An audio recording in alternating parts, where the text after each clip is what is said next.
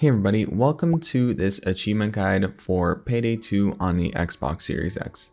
Today we are going to be completing the Thalassophobia achievement, and this video is going to be a bit of an update video to an old guide of mine. I did do a video on Thalassophobia, but that was when I had no mic and didn't provide any commentary. All I did was put some text on the screen. So today is just going to be essentially an update to that video. I did do a fresh run of the level, so this is a recent recording. It's not from the past, so it is decent looking footage, I guess. It's 60 frames, so should be good enough for you guys. Anyways, let's get started on looking at the loadout for this level. So let's go ahead and take a look at my skills first. We are going to be looking at these skills in every tree. I can't name every single skill that I do have, but just take a look and pause the video on every skill tree and build out your skill tree to match somewhat similarly. You want to focus on movement speed, lower detection, and just ECM jammers are definitely very useful, but you don't need to worry too much about them. You want to make sure you don't need to use them. But anyways, as long as you're like level 75 to 80, you should be able to afford the most important skills. You don't need every single one.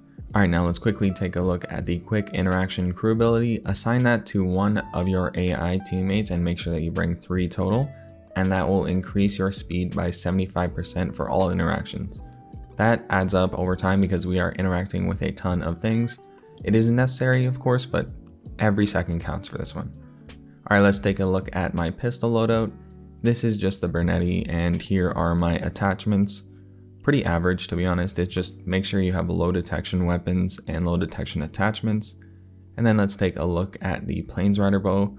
I put the poison arrow on this and the concealment boost, so lowest detection possible, and that is from the Western pack. It is very useful. I use it all the time in all of my stealth runs, because if you poison an enemy when they spot you, they don't have any chance to call the security or anything, so you're safe to poison most enemies. You don't need to worry about them shooting when they're dead either, so very, very useful. Anyways, let's go ahead and get started with the actual level itself.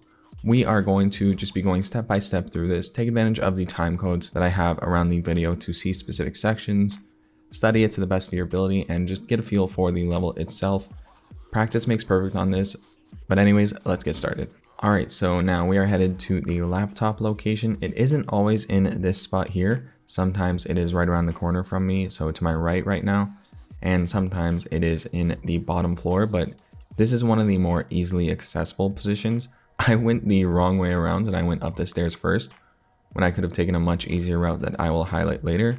But now that we have made it to the laptop, we are going to first enter in the password, and then once the laptop screen is showing all of the locations, we are going to pause our game and then take a look at every single location and the color on the table. So let's dissect this screenshot really quick. You can see on the screen that the lower deck and the upper level 01, those sections are empty, and the main deck and upper level 02 actually contain entries. So the main deck has 3 locations and the upper level 02 has 1 location, which is actually extremely optimal because all 3 of those stashes in the main deck are easily accessible. Room 104 is probably the most difficult, but it is really easily accessible. So this is pretty optimal for a run when it comes to getting this achievement. And of course, the color on the table is yellow. So now that we have all of that information, what I'd recommend that you do is go into a note-taking app or take a pen and paper and go ahead and write down all of this information. And then with that information written down, you can then go ahead and plan your route, so that way you know what to target. For me, like I said, this is a very easy route, and I thought, okay, easily going to take care of the food cart, and then I can worry about the main deck because they are all joined together. So let's go ahead and continue on with the level itself now that we have all of that information. So first off, I am going to go to the top floor. This entire time I am going to be referencing my notepad. I have the ideal route planned in my mind, or to the best of my ability, the ideal route as long as none of these security guards are in my way. So that way I know the approach I'm going to take before I even go and try to collect these bags. Because any time saved is just better for you. Pause the game whenever you need to think and plan ahead, so that way you're not wasting time wondering what to do next. Alright, so now we have collected our first 2 bundles of money. We just threw them off the boat. That's how you collect them if you were unaware. it is actually very convenient because all over the place you can use the windows and throw them out really easily. Alright, now we are headed to our next location on the main floor. Remember, I have this route in my mind.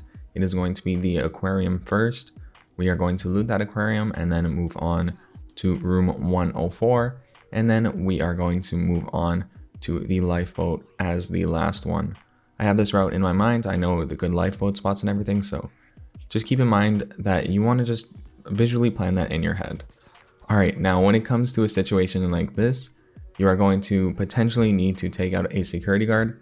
That position that security guard was actually in was safe. I could have left his body and not even worried about bagging it. But you just want to avoid that situation entirely. It takes more than 10 seconds if you don't have any upgrades with the interaction or pager answering, so just try your best to be on your toes and stay away from all of the guards. You want to make sure that you are constantly marking them so you can see them through walls. Alright, now we just threw our first bag out of the window. These windows are on both sides of this section here, so you can actually go to either side of the area in case a guard is in your way. There are a lot of civilians in this area, I find, so I'd recommend that you just wait for the guard to turn around like I am doing right now. And if you are in room 101, 102, those are the best rooms because they are right in front.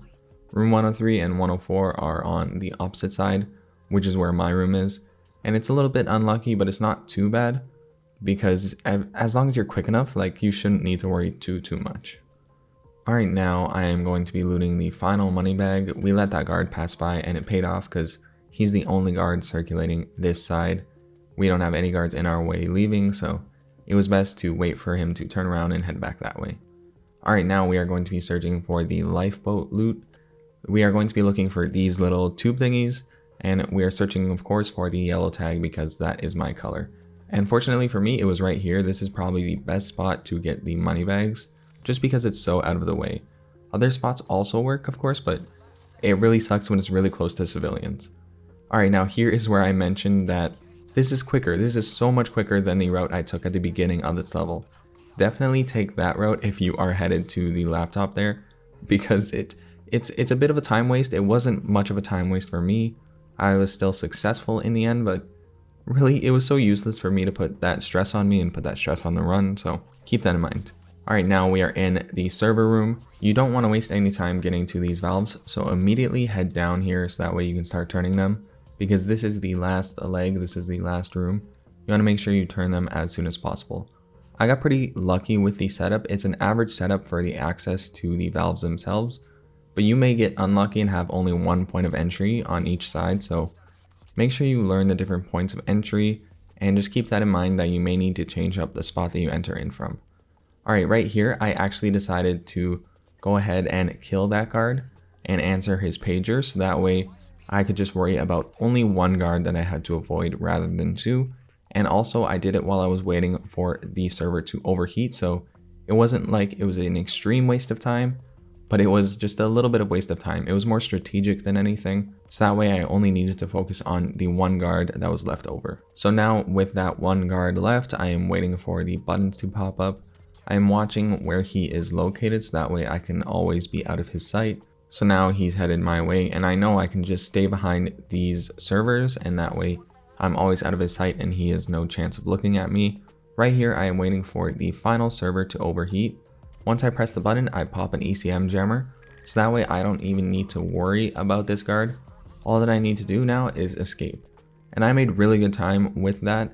The ECM rush can definitely help you if you are running short on time. But if you do end up using an ECM jammer in the bottom area, you want to make sure it is after you have pressed all 4 buttons to stop the server from overheating. That's because if you do use an ECM jammer, the buttons won't show up until the ECM jammer stops, which is super annoying and it is a huge delay to your run. So keep that in mind for sure if you decide to bring ECM jammers on this heist. Anyways, I have talked your ear off for the past 9 minutes. Thank you so much for watching this video. Please stick around and subscribe to my channel for more content like this one, and I hope to see you in the next one. Take care, everybody.